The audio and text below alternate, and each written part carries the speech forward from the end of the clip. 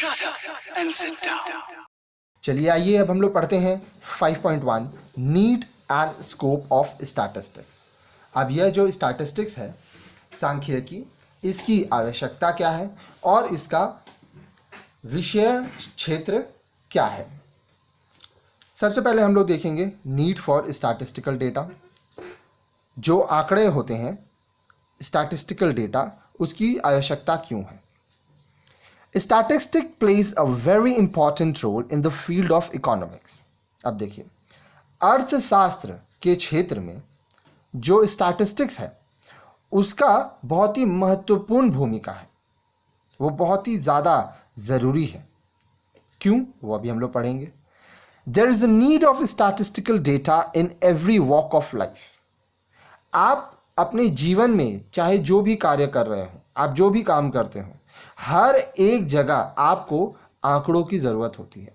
अब इसको फिर से समझिए। मान लीजिए आप किसी महीने 10,000 रुपया कमाते हैं, ठीक है। अब ये 10,000 रुपया आपको कहाँ कहाँ पे खर्च करना है, आपका एक्सपेंसेस क्या है, ठीक है। ये एक तरह का स्टैटिस्टिकल डेटा होगा। आपको कितना रेंट देना है, इलेक्ट्रिक बिल देना है, दूध वाले को देना है, राशन लाना है, अपने ऊपर खर्चा करना है, मोबाइल रिचार्ज करना है, ये सब क्या है, ये आपका स्टैटिस्टिकल डेटा है। आपकी ज़रूरत क्या है, वो ज़रूरत आपको जब पता चलेगा तब आप उस हिसाब से पैसे अरेंज करके अपनी ज़रूरतों को पूरा करोगे। इसी तरह से जब कोई देश चलता है तो उसकी भी बहुत सारी ज़रूरतें होती हैं, तो वो ज़रूरतों को हम लोग को पता होना चाहिए और उसके लिए हम लोग को स्टैटिस्टिकल डेटा, आंकड़ों की ज़रूरत होती है। No field of study is complete without the supportive quantitative information about that field. आप किसी भी क्षेत्र में पढ़ाई अगर कर रहे हो तो जब तक आपको क्वांटिटेटिव, मतलब आपके पास, आप अगर गिन नहीं सकते हैं, ठीक है, कि डेटा क्या है, इंफॉर्मेशन कितना है, तब तक आप उस क्षेत्र को पढ़ नहीं सकते। उदाहरण के रूप में मान लीजिए आप हिस्ट्री पढ़ते हैं, तो जब आप हिस्ट्री पढ़ेंगे तो वहाँ पे आपको बहुत सारा ईयर्स मिलेगा, ठीक है। तो उसमें आप देखेंगे इस साल ये हुआ, इस साल ये हुआ, इस तारीख से इस तारीख तक ये हुआ। तो ये सब क्या है, क्वांटिटेटिव डेटा है। आपको पता रहता है कब क्या हुआ, कितना हुआ। कोई अगर युद्ध हुआ, लड़ाई हुई, तो उसमें कितने लोग मरे, कौन जीता, ये सब क्या था, ये सब क्वांटिटेटिव इंफॉर्मेशन था। मान लीजिए आप ज्योग्राफी पढ़ रहे हैं, तो आप जब ज्योग्राफी पढ़ेंगे तो आप वहाँ पे देखेंगे, मैप देखेंगे, कौन सा क्षेत्र कहाँ पर है, किस राज्य की सीमा कहाँ तक है, किस राज्य में कितने लोग रहते हैं। तो ये सब क्या है, क्वांटिटेटिव इंफॉर्मेशन है। Some of the ways in which statistics is widely used in economics are as follows.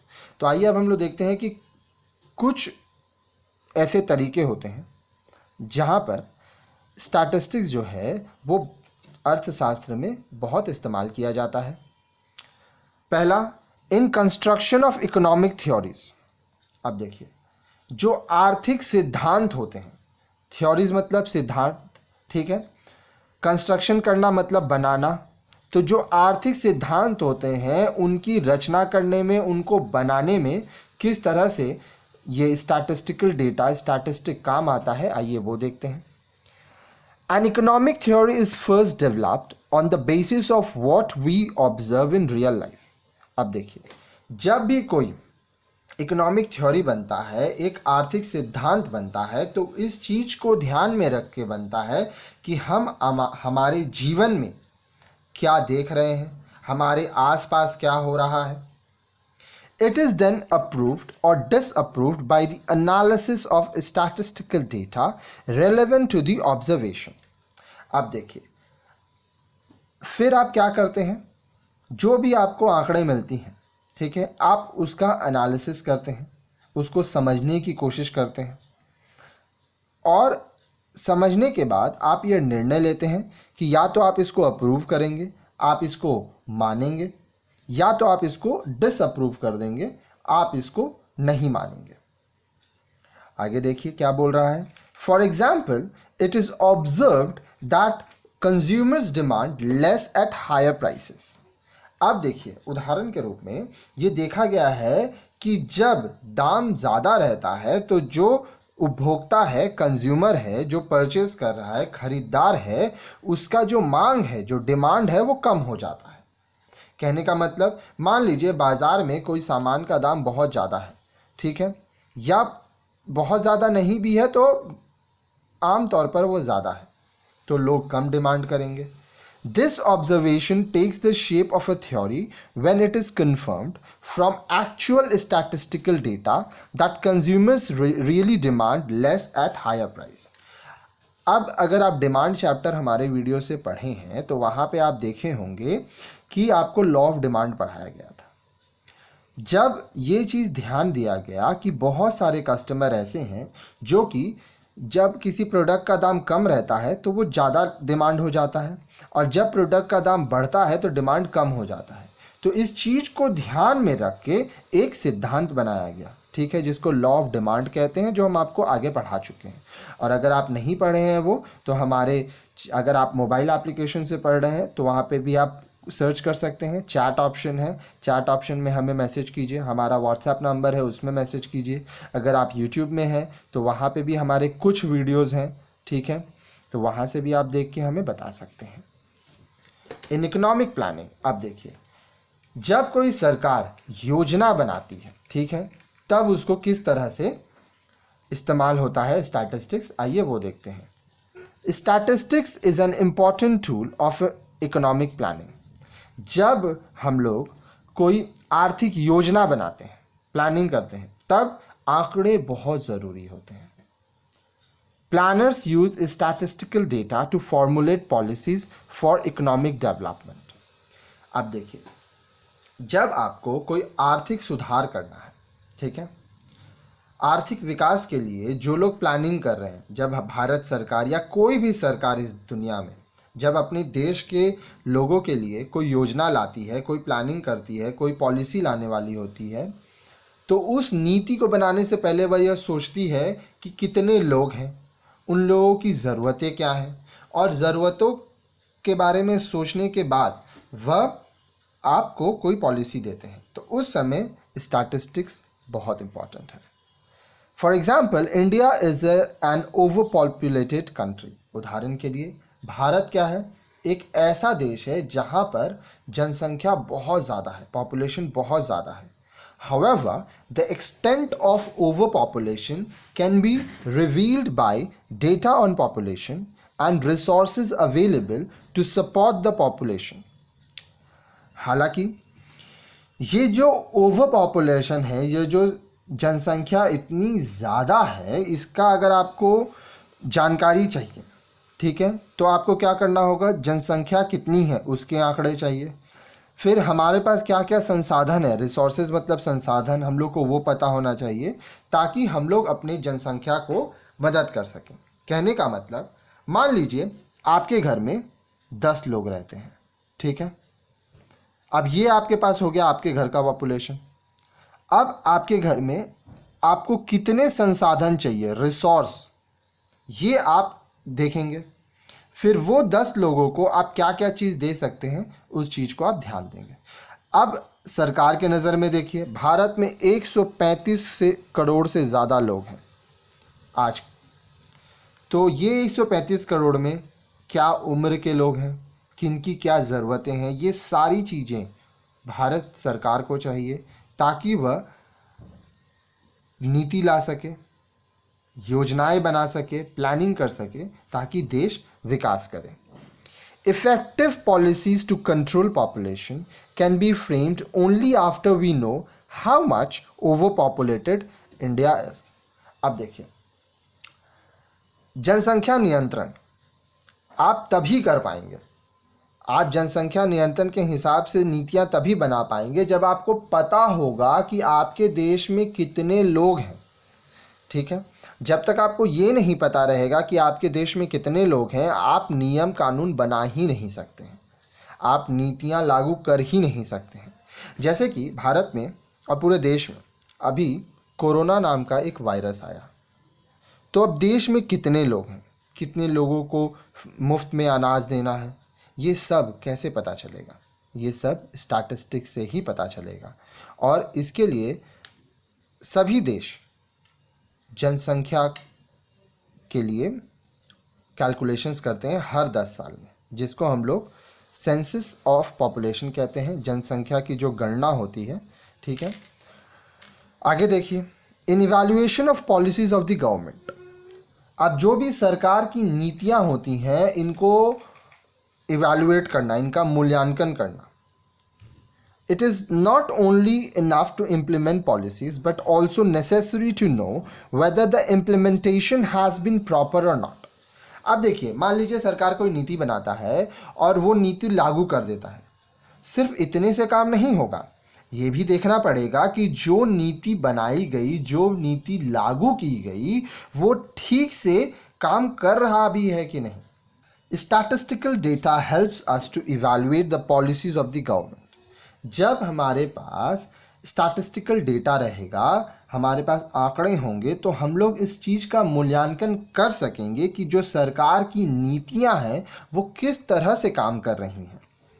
For example, how much revenue did the government get through higher taxes. अब देखिए, उदाहरण के लिए हम लोग देख पाएंगे कि जो सरकार है वो जो टैक्स बढ़ाए उससे उनको कितना इनकम हुआ, रेवेन्यू आया, उनके पास कितना पैसा आया। It is through statistical investigation that the finance minister gets feedback on the taxes paid by the people and the revenue accrued to the government. अब देखिए, यहाँ पर जो हम लोग को इन्वेस्टिगेशन, जो सूचनाएं मिलती हैं, उनसे हम लोग को पता चलता है कि जनता, जो लोग हैं, जो देश के लोग हैं, वो कितना टैक्स दिए, ठीक है, और सरकार के पास कितना पैसा है, ठीक है। और ये कौन देखता है? फिनांस मिनिस्टर, आपके वित्त मंत्री। आगे देखिए, to reveal the structure of an economy. अब देखिए, कोई भी जो अर्थव्यवस्था है उसका स्ट्रक्चर कैसा है, ठीक है, ये हम लोग को पता चलेगा। We study the structure of an economy with the help of data on population, natural resources, employment, national income, production, exports, imports, etc. अब देखिए, जो आपका अर्थव्यवस्था है वह किस तरह का है, ठीक है, उसका स्ट्रक्चर क्या है, उसकी संरचना कैसी हुई है, ये आपको कैसे पता चलेगा? ये आपको आपके जनसंख्या, आपकी प्राकृतिक संसाधन, आपके यहाँ कितने लोग रोजगार में हैं, एम्प्लॉयमेंट में है, काम करते हैं, आपका जो नेशनल इनकम है, ठीक है, आपका प्रोडक्शन कितना हो रहा है, एक्सपोर्ट कितना हो रहा है, आयात निर्यात कितना हो रहा है, आप ये सब चीज़ को ध्यान में जब रखेंगे तो आपको मदद मिलेगा ये समझने में कि आपके देश का जो इकोनॉमी है वो कैसा है। The statistical knowledge about these helps us to know about the structure of the economy and the changes in the structure of the economy. अब देखिए, यहाँ पर ये जो हम लोग को जानकारी मिलती है, किस बात की? Statistical knowledge. इससे हम लोग को पता चलता है कि हमारा जो देश है, ठीक है, उसका अर्थव्यवस्था किस तरह से है और क्या क्या चीज़ें करने की ज़रूरत है और क्या क्या बदलाव हो रहे हैं। चलिए अब हम लोग देखते हैं स्कोप ऑफ स्टैटिस्टिक्स। अब स्टैटिस्टिक्स जो है उसका विषय क्षेत्र क्या है वो हम लोग पढ़ेंगे। इन ancient times statistics was used by the state for the purpose of administration. अब देखिए, प्राचीन काल में, एंशिएंट टाइम्स, क्या होता था कि जो राज्य थे वो क्या करते थे? स्टैटिस्टिक्स, जो सांख्यिकी थी, स्टैटिस्टिक्स को हिंदी में कहते हैं सांख्यिकी, उसका इस्तेमाल करते थे, उसका प्रयोग करते थे। क्या चीज़ करने के लिए? राज्य पर प्रशासन करने के लिए, एडमिनिस्ट्रेशन करने के लिए। But nowadays it is widely used as a tool of all sciences. लेकिन आज हर एक विज्ञान में सभी जगह इसका उपयोग किया जा रहा है, इसका प्रयोग किया जा रहा है। किसका? स्टैटिस्टिक्स का। There is hardly any field, whether it is biology, botany, astronomy, physics, chemistry, sociology, or psychology, where statistical tools are not used. शायद ही कोई ऐसा क्षेत्र होगा जहाँ पर स्टैटिस्टिकल जो डेटा होता है, स्टैटिस्टिकल्स जो उपकरण होते हैं उनका इस्तेमाल नहीं किया जाए। सब जगह होता है, चाहे आप बायोलॉजी लीजिए जिसको हिंदी में हम लोग प्राणी शास्त्र कहते हैं, बोटानी लीजिए जिसको हिंदी में हम लोग खगोल शास्त्र कहते हैं, एस्ट्रोनॉमी लीजिए जिसको हम लोग हिंदी में भौतिकी कहते हैं, फिज़िक्स, रसायन शास्त्र, केमिस्ट्री, सोशियोलॉजी, साइकोलॉजी, सभी जगह हम लोग किसका इस्तेमाल कर रहे हैं? स्टैटिस्टिक्स का इस्तेमाल कर रहे हैं। The word statistics is used in two senses, the plural sense and the singular sense. अब यह जो शब्द है स्टैटिस्टिक्स, ये दो अर्थों में प्रयोग किया जाता है। एक इसका बहुवचन है प्लूरल सेंस और दूसरा इसका एक वचन है singular sense. In a plural sense, it refers to quantitative information or simply statistical data. जब हम लोग प्लूरल सेंस की बात कर रहे हैं तब यहाँ पर हम लोग इसको कैसे गिनते हैं? क्वांटिटी में गिनते हैं, ठीक है। या हम लोग कह सकते हैं कि यह एक सामान्य आंकड़ा है, डेटा है, statistical data. In singular sense, it refers to method or methods used in arriving at the quantitative information or dealing with. लेकिन जब हम लोग इसको सिंगुलर सेंस में लेते हैं, एक वचन में लेते हैं, तो यहाँ पर हम लोग बहुत सारे मेथड इस्तेमाल करते हैं ताकि हम लोगों को जो क्वांटिटेटिव इंफॉर्मेशन है वो मिल सके या हम लोग उसका इस्तेमाल कर सकें। We can explain the difference between the two with the help of the following example. अब देखिए प्लूरल सेंस और सिंगुलर सेंस के बीच में क्या अंतर होता है, ये हम लोग ये जो हमारा टेबल है इसके माध्यम से समझ पाएंगे। अब देखिए ये टेबल क्या है? Table 5.1 growth of population in India.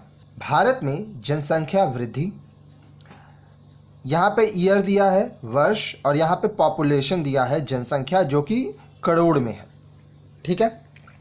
अब देखिए 1951 में भारत की जो जनसंख्या थी वो कितनी थी? 36.1 करोड़। 1961 में 43.9 करोड़, 1971 में 54.8 करोड़, 1981 में 68.5 करोड़, 1991 84.6 करोड़, 2001 102.87 करोड़, 2011 121.01 करोड़। और अभी जब मैं ये वीडियो बना रहा हूँ तब 2020 चल रहा है और अभी हम लोग 135 करोड़ से ज़्यादा हमारी जनसंख्या हो चुकी है। अब ये हम लोग को कहाँ सोर्स क्या है? Census of 2011 population. भारत की 2011 की जो जनगणना थी, सेंसस थी, उससे हम लोग को ये पता चलता है। आगे देखिए, The above table 5.1 records population of India in different years. अब यहाँ पे आप देख पा रहे हैं कि अलग अलग वर्षों में, अलग अलग ईयर्स में भारत का पॉपुलेशन कितना था वो हम लोग को पता चला। Here we are referring only the quantitative information about population. अब यहाँ पे हम लोग जो बता रहे हैं सिर्फ ये बता रहे हैं कि जनसंख्या कितनी थी, इसकी क्वांटिटी कितनी थी। We are using the word statistics in the plural sense in this case. अब यहाँ पे हम लोग जो वर्ड statistics का इस्तेमाल कर रहे हैं वो बहुवचन plural sense में किया जा रहा है। When we say that population of India was estimated through the census method, that the figures are presented in the tabular form, that is population of India is continuously rising and that it is rising on account of fall in death rate, we are referring to the method of collection, presentation, interpretation of trend in data and analysis of data respectively. All these steps are statistical methods. Here we are using the word statistics in the singular sense. अब ध्यान से इस चीज़ को समझिएगा। पहले इस table में आइए, जो टेबल आप देखें, आप यहाँ पे ध्यान दीजिए, हर साल जो पॉपुलेशन है वो बढ़ता जा रहा है। अब पॉपुलेशन कैसे बढ़ता है? मान लीजिए 1951 में सिर्फ 100 लोग थे, ठीक है। और 40 लोग मर गए। तो 1961 में जब हम लोग पहुँचे, मान लीजिए यहाँ से यहाँ तक सिर्फ 100 लोग थे जिसमें 40 मर गए, बचे कितने 60, और जन्म ले लिए मान लीजिए 200। तो यहाँ पे ये दोनों को मिला के 260 हो गया। अब ये 260 में मान लीजिए 100 लोग मर गए और 150 का जन्म हुआ, तो नेट 50 और बढ़ गए 310। तो इस तरह से यहाँ पे आपको बोल रहा है कि जब फॉल इन डेथ रेट, मतलब जितने लोग जन्म ले रहे हैं उनसे कम लोग मर रहे हैं, ये सब चीज़ हम लोग ध्यान देंगे। जब हम लोग ये ध्यान देंगे कि हर साल, हर 10 साल में जो भारत का जनसंख्या हम लोग कैलकुलेट कर रहे हैं वो बढ़ते जा रहा है, ठीक है। जब हम लोग ये ध्यान देंगे कि किस तरह से हम लोग को कलेक्शन करना है, डेटा कैसे प्रेजेंट करना है, फिर जो डेटा है उसका ट्रेंड क्या है, मतलब क्या वो बहुत बढ़ रहा है, ठीक है, या बढ़ रहा है, कम हो रहा है, बढ़ रहा है, फिर बढ़ रहा है, जब उसको एनालिसिस करेंगे, ये सब क्या है, स्टैटिस्टिकल मेथड है, ठीक है। और इसको हम लोग कहते हैं स्टैटिस्टिक्स इन सिंगुलर सेंस। चलिए आइए अब हम लोग देखते हैं importance of statistics in economics. अब देखिए अर्थव्यवस्था में स्टैटिस्टिक्स का क्या महत्व है, इसका इंपॉर्टेंस क्या है, सिग्निफिकेंस क्या है, अब हम लोग ये देखेंगे। There are number of economic laws which have evolved due to statistical analysis in the field of economics. Example, Engel's law of family expenditure, Malthus theory of population, etc. Let us understand the importance of statistics keeping in view the various parts of economics. अब देखिए बहुत सारे ऐसे सिद्धांत आए, आर्थिक सिद्धांत आए, जो कि इन सब चीज़ों को ध्यान में रखकर बनाया गया कि परिवार के ऊपर कितना हम लोग खर्चा कर रहे हैं, जो कि एंजल का लॉ था, सिद्धांत था। फिर मैल्थस का लॉ थ्योरी ऑफ पॉपुलेशन, जनसंख्या सिद्धांत के ऊपर था, ठीक है। तो आइए अब हम लोग समझते हैं कि जो स्टैटिस्टिक्स है, ठीक है, इसका महत्व क्या है, ये ध्यान में रखते हुए कि जो हमारा अर्थशास्त्र है उसके अलग अलग पार्ट्स हैं, अलग अलग रूप हैं। सबसे पहला statistics and the study of consumption. आप देखिए यहाँ पे कंजम्पशन का मतलब हमेशा क्या होता है, कंजम्पशन मतलब उपभोग करना। तो हम लोग ये देखेंगे कि स्टैटिस्टिक्स क्या है और कंजम्पशन का अध्ययन करेंगे, पढ़ेंगे उसके बारे में। Every individual needs a certain number of things. अब देखिए हर व्यक्ति को कुछ चीज़ें ज़रूरत होती हैं। He spends first on necessities, then on comforts and luxuries, which depends on his income. अब देखिए सबसे पहले एक व्यक्ति क्या करेगा, वो अपनी आवश्यक वस्तुओं पर खर्च करता है, जैसे वह घर के ऊपर खर्च करेगा, खाने पीने के ऊपर खर्च करेगा, उसके बाद वो अपने आराम की वस्तुएं खरीदेगा, ठीक है। अब ये सब चीज़ किस चीज़ के ऊपर निर्भर करेगी कि उसका कमाई कितना है, इनकम कितना है। We discover how different groups spend their income on different items of consumption with the help of statistics. अब देखिए स्टैटिस्टिक्स के का सहायता लेके हम लोग ये समझ पाएंगे, ये हम लोग देख पाएंगे कि हर अलग अलग कमाई वाले लोग, अलग अलग जगह में रहने वाले लोग, अलग अलग उम्र के लोग किस चीज़ों का उपभोग कर रहे हैं, उनका कंजम्पशन क्या है। आगे देखिए statistics and the study of production. Statistics और उत्पादन के बारे में अब हम पढ़ेंगे। The progress of production every year can easily be measured by statistics. आप देखिए हर साल कितना उत्पादन किया जा रहा है, कितना प्रोडक्शन हो रहा है, ये हम लोग स्टैटिस्टिक्स के मदद से जान पाएंगे। The comparative study of productivity of various elements of production, example land, labor, capital and entrepreneurship, is also done with the help of statistics. अब देखिए लैंड भूमि, लेबर श्रम, कैपिटल पूंजी, एंटरप्रेन्योरशिप जो आपका मालिक होता है, जो ओनर होता है, ये जो अलग अलग हमारे जो साधन हैं इनका हम लोग तुलना कर सकेंगे, ठीक है। इनके बीच में कंपैरेटिव स्टडी कर सकेंगे, किसके हेल्प से, किसकी सहायता से, स्टैटिस्टिक्स से। The statistics of production are very helpful for adjustment of demand and supply. अब देखिए, डिमांड यानी मांग, सप्लाई यानी पूर्ति. अब डिमांड एंड सप्लाई के ऊपर भी हम लोग आगे वीडियोस बनाए थे, उसका भी चैप्टर है. तो डिमांड और सप्लाई के बीच में क्या एडजस्टमेंट्स है, ठीक है, ये हेल्प करता है प्रोडक्शन पे. अब देखिए, जितना डिमांड है, ठीक है, कितना सप्लाई कर पा रहे हैं, उसके ऊपर डिपेंड करेगा प्रोडक्शन.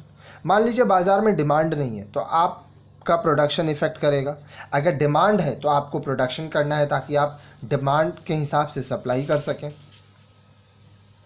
आगे देखिए, statistics and the study of exchange. Production is based on national and international demand. अब देखिए, जो भी प्रोडक्शन होगा, जो भी उत्पादन होगा, वह इस चीज़ पर निर्भर करेगा कि आपका राष्ट्रीय, नेशनल एंड इंटरनेशनल, अंतर्राष्ट्रीय जो मांग है वह उसके ऊपर आपका उत्पादन निर्भर करेगा. A producer needs statistics for deciding the cost of production and selling price so that he can study competition and demand of commodity in a market. अब देखिए, जो भी प्रोड्यूसर है, उत्पादक जो प्रोडक्ट बनाता है, वो स्टैटिस्टिक्स के मदद से यह निर्णय ले पाएगा कि उसका प्रोडक्ट बनाने में उसका कॉस्ट ऑफ प्रोडक्शन कितना लगा, साथ ही साथ वो सेलिंग प्राइस क्या रखेगा, माल को कितने में बेचेगा, ताकि वो बाज़ार में एक कंपटीशन लग सके, बाज़ार में अपने प्रोडक्ट का मांग बनाए रख सके. The law of price determination and cost price, which are based on the various market condition and demand and supply, can be studied with the help of statistics. अब देखिए, लॉ ऑफ प्राइस डिटर्मिनेशन जो है, law of price determination and cost price, ये किस चीज़ पे निर्भर करेगा. देखिए, हर एक बाज़ार एक जैसा नहीं होता है. आप जिस भी शहर में रहते होंगे, आप देखेंगे वहाँ बहुत तरह के मार्केट्स हैं. एक ही प्रोडक्ट अलग अलग मार्केट में अलग अलग तरह से बिकता है. एक उदाहरण समझिए, अगर आप रास्ते से मिनरल वाटर खरीदेंगे तो 20 रुपया लीटर मिलेगा, लेकिन वही मिनरल वाटर जब आप रेस्टोरेंट में खरीदेंगे तो हो सकता है 50 रुपया मिले. वही मिनरल वाटर जब आप किसी फंक्शन में जाएंगे, जैसे डांडिया हुआ, तो वहाँ पे आपको 100 रुपया में भी मिल सकता है. प्रोडक्ट वही है लेकिन अलग अलग मार्केट है. इसको और समझिए, आप जिस भी जगह पे रहते हैं, जैसे मैं कोलकाता में रहता हूँ, हावड़ा कोलकाता, यहाँ पे बड़ा बाज़ार बोल के एक जगह है. अगर आप बड़ा बाज़ार से कोई सामान लेंगे तो वो आपको थोक में मिलेगा, होलसेल में मिलेगा, तो वहाँ पे उसका जो प्राइस है वो अलग रहेगा. वही प्रोडक्ट अगर आप अपने लोकल जो आपका शॉप है, रिटेलर, उससे लेंगे तो प्राइस में डिफरेंस होगा. तो ये सारा जो स्टडी है ये कैसे हो रहा है, ये स्टैटिस्टिक्स से है. जो प्रोड्यूसर है, जो प्रोडक्शन कर रहा है, वो सब चीज़ को ध्यान में रख के प्रोडक्शन करता है. Statistics and the study of distribution. अब देखिए, माल बन जाने के बाद डिस्ट्रीब्यूट भी तो करना है, उसको वितरण भी तो करना है, लोगों तक पहुंचाना भी है. Statistics are helpful in calculation of national income. In the field of distribution, statistical methods are used to in solving the problem of the distribution of national income. अब देखिए, स्टैटिस्टिक्स से क्या होता है, हम लोग जो नेशनल इनकम है, राष्ट्रीय आय, उसका कैलकुलेशन कर सकते हैं. हम लोग ये देख सकते हैं कि जो आपका नेशनल इनकम है वो किस तरह से उसका डिस्ट्रीब्यूशन होगा ताकि प्रॉब्लम ना हो. अब भारत देखिए बहुत बड़ा देश है, इसमें बहुत सारे राज्य हैं, लेकिन भारत हर राज्य को एक जैसा मदद नहीं कर सकता है. भारत की सरकार, वो सारा चीज़ इस चीज़ पर निर्भर करेगा कि जिस राज्य को भारत सरकार मदद दे रही है वो राज्य की पॉपुलेशन क्या है, वहाँ पे डिमांड क्या है. तो बहुत सारी चीज़ें होती हैं, बहुत सारे स्टैटिस्टिकल डेटा, बहुत सारे आंकड़े होते हैं जिनको ध्यान में रखा जाता है. Various problems arise due to unequal distribution of wealth and national income and are solved with the help of statistical data. अब बहुत सारी समस्याएं होती हैं क्योंकि जो इनकम है, जो वेल्थ है, ठीक है, वो एक जैसा सब में नहीं बांटा जाता है. ठीक है, साथ ही साथ जो नेशनल इनकम है वो भी सबको एक जैसा नहीं मिलता है। तो ये सारा जो प्रॉब्लम है ये कैसे सॉल्व होगा? स्टैटिस्टिकल डेटा से। सरकार ये समझ पाएगा कि किस राज्य में कितने लोग हैं, उनको क्या ज़रूरतें हैं, और उस हिसाब से सरकार उनकी मदद करेगा।